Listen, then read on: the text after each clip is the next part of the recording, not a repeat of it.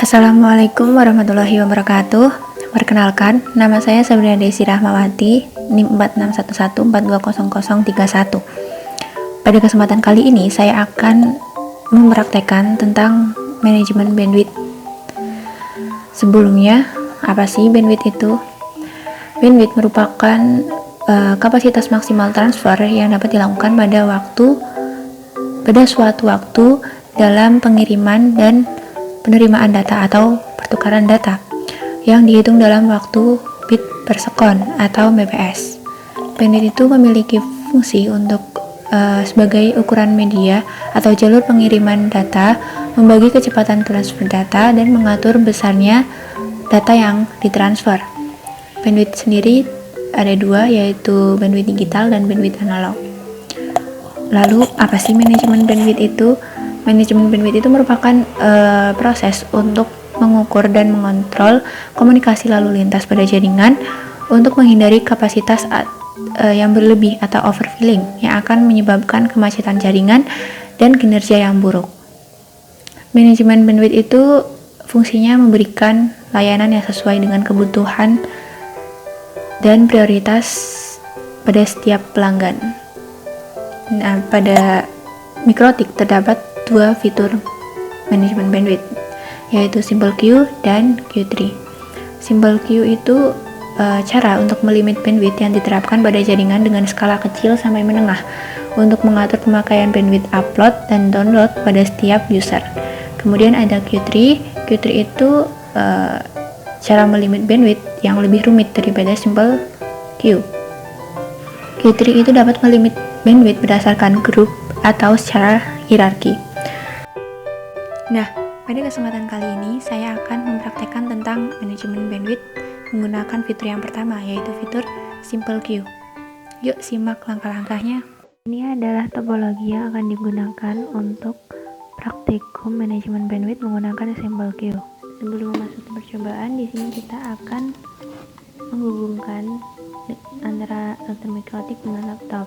Yang pertama, kabel Mikrotiknya supaya Mikrotiknya hidup. Kemudian LAN yang menghubungkan ke ISP kita hubungkan dengan Ether 1 sampai indikator Ether 1 menyala. Nah, sudah menyala berarti sudah berfungsi. Kemudian kita ambil kabel strike yang ujung 1 kita masukkan ke Ether 2, kemudian ujung yang satu lagi kita masukkan ke port di laptop atau PC 1.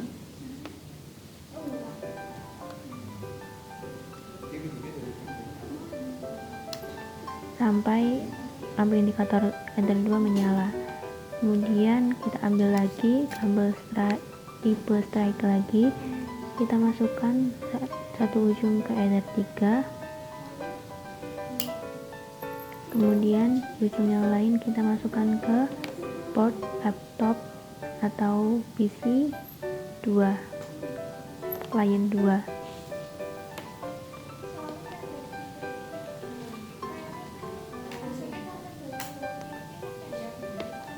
Sampai lampu indikator Ether 3 menyala.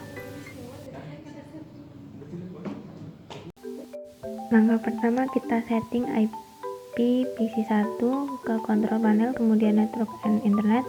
Kita pilih network and sharing center, kemudian adapter setting, kita pilih yang internet. Kemudian kita ke properties, ke IP versi 4. Kita beri alamat IP-nya dengan IP 192.168.2.100. Untuk subnet masknya 255.255.255. Untuk gateway-nya 192.168.2.1. Kemudian kita isikan juga DNS-nya dengan alamat IP 8888. Kemudian di bawahnya 8844. Kemudian kita klik OK. Oke lagi. Selanjutnya kita setting IP untuk PC2. Sama dengan yang sebelumnya, kita ke control panel, kemudian network and internet, network and sharing center, kemudian change adapter setting, kemudian kita pilih yang internet, ke properties, lalu kita ke IP versi 4, isikan alamat IP PC2 dengan IP 10, 10, 3 dan 100. Kemudian subnet mask-nya 255 255 255 0. Kemudian untuk gateway-nya 10 10 3 1. Lalu untuk DNS-nya juga kita isi dengan alamat IP 8888, kemudian bawahnya juga 8844. Di sini kita klik OK, kemudian OK lagi. Langkah ketiga, kita ke Winbox, masuk menu Winbox dengan klik lalu connect, kemudian kita set IP, kemudian address, kita tambahkan IP-nya dengan address 10.10.31/24 untuk internet 3. Kemudian kita apply. Oke. Kemudian kita tambahkan lagi IP 92.168.21/24, interface-nya untuk Ether 2. Kemudian kita apply. Oke.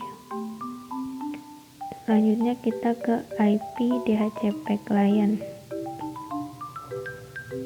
kita plus, kemudian pilih interface-nya untuk Ether 1, kemudian kita apply, kemudian oke sampai status bound.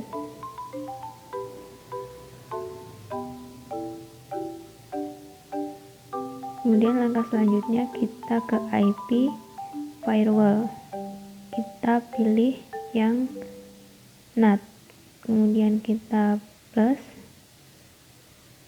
pada tab general kita isikan chain-nya src NAT, kemudian out interface-nya Ether 1, kemudian pada tab action kita pilih masquerade, kemudian kita apply. Oke. Kemudian langkah selanjutnya kita ke IP root. Di sini kita akan menambahkan IP secara statik dengan mencet plus, kemudian IP address-nya 000/0, gateway-nya dari Ether 1 192 dari Ether 2 192.168.21. Kemudian kita apply sampai reachable Ether 1.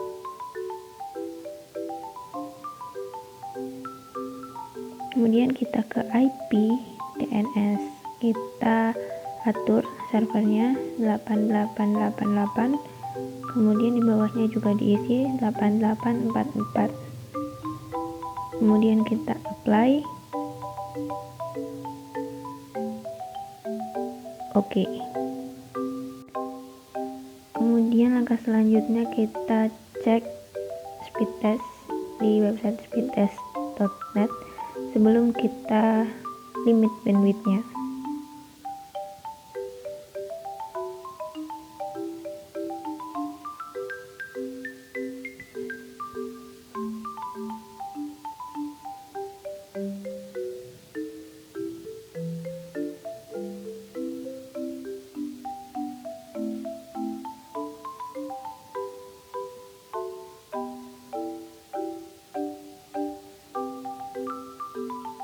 Bisa dilihat sebelum kita limit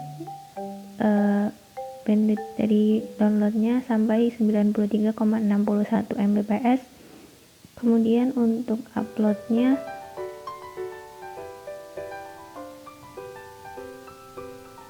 kita dapat 89,5 Lalu di sini kita akan melimit bandwidth dengan memilih simple queue, kemudian namanya kita beri total bandwidth, kemudian targetnya 0000/0, max limitnya 384K untuk target upload, kemudian untuk target downloadnya sama dengan target upload. Kemudian kita apply.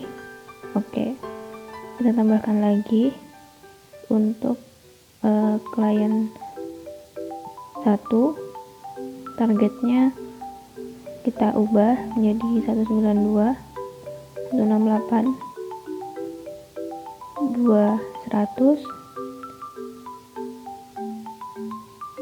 Max limit untuk uploadnya 384K, kemudian max limit untuk target downloadnya sama 384K. Kemudian kita ke advance, kemudian kita ganti limit add-nya dengan 64K untuk target upload, untuk target downloadnya sama 64K. Kemudian kita apply. Oke. Satu lagi untuk klien 2 dengan target 10, 10, 300,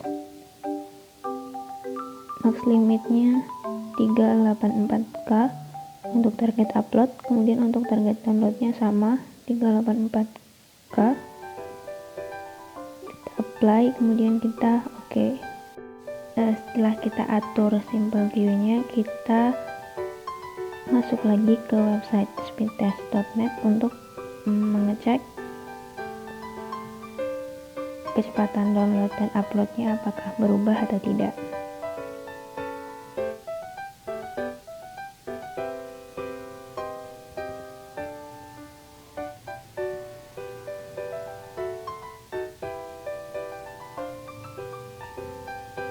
Bisa dilihat setelah kita limit bandwidth-nya, kecepatan uploadnya menjadi 0,29 Mbps.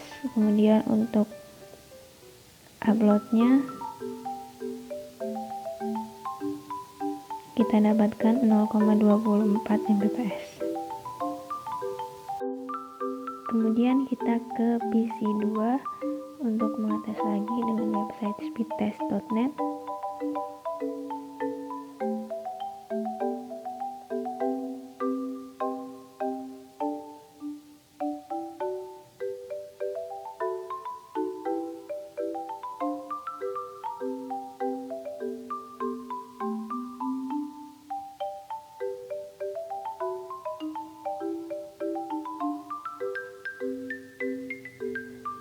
Dari PC2 kita mendapat kecepatan download 0,25 Mbps.